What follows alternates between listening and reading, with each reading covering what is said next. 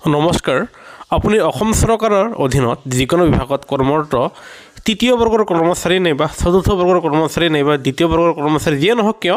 সকলো চৰকাৰী কৰ্মচাৰীসকলৰ কাৰণে সদৌ অসম কৰ্মচাৰী পৰিষদৰ ফালৰ পৰা আৰু লগতে অসম চৰকাৰৰ ফালৰ পৰা এক শেহতীয়া জাননী প্ৰকাশ কৰিছে হয় ছাৰবিদসকল কিয়নো সদৌ অসম চৰকাৰী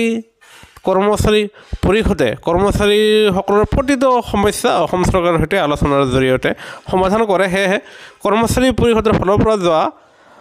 22/9/2023 তাৰিখে অসম চৰকাৰৰ সৈতে কৰ্মচাৰীসকলৰ আপোনাৰ ছাৰ্ভিচ ৰুল সম্বন্ধে এক বৈঠকত মিলিত হয় আৰু অৱশেষত এয়া চাওক গভৰ্ণমেণ্ট অফ অসমৰ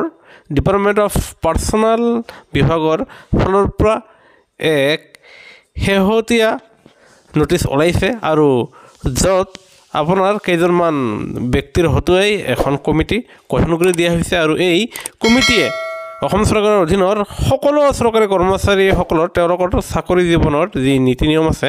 সেইসমূহৰ ওপৰত আপোনাৰ ছাৰ্ভিচ ৰুল বনাব আৰু যাৰ ফলত আশা কৰা গৈছে যে চৰকাৰী কৰ্মচাৰীসকলে তেওঁলোকে যথেষ্ট পৰিমাণে উপকৃত হ'ব পাৰিব আৰু সেই ছাৰ্ভিচ ৰুল বনোৱা সম্বন্ধে যি